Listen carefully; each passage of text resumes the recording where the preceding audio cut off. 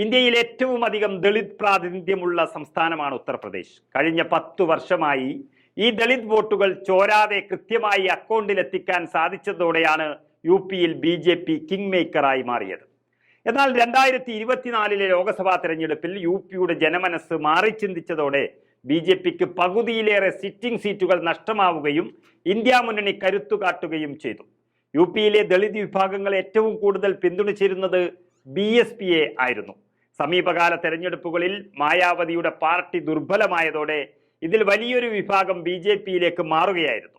എന്നാൽ ദളിത് ന്യൂനപക്ഷ വിഭാഗങ്ങൾക്ക് നേരെ നടന്ന അക്രമങ്ങളിൽ BJPയോട് എതിർപ്പുണ്ടായിരുന്ന ദളിത് വോട്ടർമാർ ഇത്തവണ കോൺഗ്രസിനും SP-ക്കുമൊപ്പം നിൽക്കുകയാണ് ഉണ്ടായത്.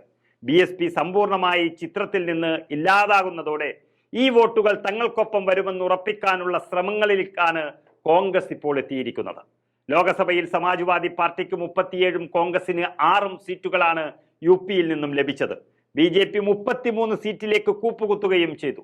എന്തായാലും ലോക്സഭാ തെരഞ്ഞെടുപ്പിൽ ഉത്തർപ്രദേശിൽ തിരിച്ചുവരവ് നടത്താൻ സാധിച്ചതിന്റെ ആത്മവിശ്വാസം കോൺഗ്രസിനെ ഉത്തേജകമരുന്നായി തന്നെ മാറിയിട്ടുണ്ട്.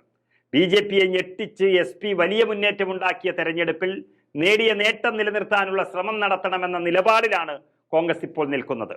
വരാൻ പോകുന്ന നിയമസഭാ തെരഞ്ഞെടുപ്പുകളും 2027 നിയമസഭാ തെരഞ്ഞെടുപ്പും ലക്ഷ്യമിട്ടാണ് പ്രവർത്തനങ്ങൾ കോൺഗ്രസ് ഇതിനോടകം തന്നെ ആരംഭിച്ചത്.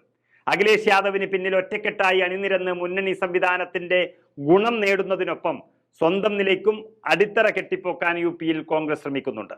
ഇതിനു വേണ്ടി കൂടിയാണ് ദളിത് ജനവിഭാഗത്തെ കൂടെ നിർത്താനുള്ള നീക്കം കോൺഗ്രസ് ആരംഭിച്ചിരിക്കുന്നത്. കഴിഞ്ഞ 10 വർഷമായി കൈവിട്ടുപോയ ദളിത് വോട്ടുകൾ തിരികെ കൊണ്ടുവരാനുള്ള ശ്രമം ഈ ലോക്സഭാ തെരഞ്ഞെടുപ്പിൽ ഫലം കണ്ടിട്ടുണ്ട് എന്ന വിലയിരുത്തലിലാണ് കോൺഗ്രസ് എത്തിച്ചേർന്നിരിക്കുന്നത്. ഇതിൽ എടുത്തു പറയേണ്ടത് മായാവതിയുടെ പാർട്ടിയുടെ തകർച്ച തന്നെയാണ്. BJPക്ക് നേരെയുള്ള പതിവ് എതിർപ്പുകൾ മാറ്റി നിർത്തി സൗമ്യമായി പെരുമാറുവാനുള്ള നീക്കമാണ് മായാവതിയെ തകർത്തതെന്ന് പറയേണ്ടി വരും. കോൺഗ്രസിനെയും സമാജ്വാദി പാർട്ടിയെയും തകർക്കാനുള്ള കൊട്ടേഷനാണ് BJPയിൽ നിന്ന് BSP ലോക്സഭാ തെരഞ്ഞെടുപ്പിന് മുന്നോടിയായി വാങ്ങിയത്. അതിനവർ കൃത്യമായി പണിയെടുക്കുകയും ചെയ്തു. ദളിത് വോട്ടുകൾ ഭിന്നിപ്പിച്ച് ഇന്ത്യ മുന്നണിയുടെ 16 സ്ഥാനാർത്ഥികളെയാണ് BSP തോൽപ്പിച്ചത്.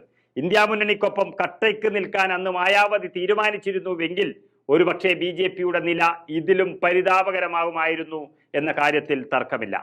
ഇനി അത്തരത്തിലൊരു അബദ്ധം പറ്റാതിരിക്കാനാണ് തെരഞ്ഞെടുപ്പിന് 3 വർഷം മുൻപ് തന്നെ ഇന്ത്യ മുന്നണി UP-യിൽ മായാവതിയുടെ തട്ടകത്തിൽ പിടിമുറുക്കാൻ ഇറങ്ങിത്തിരിച്ചത്.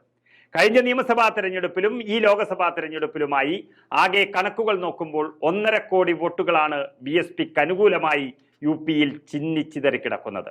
ഈ വോട്ടുകൾ ഏകീകരിക്കാനുള്ള തന്ത്രമാണ് പ്രതിപക്ഷ പാർട്ടികൾ തയ്യാറായിരിക്കുന്നത്.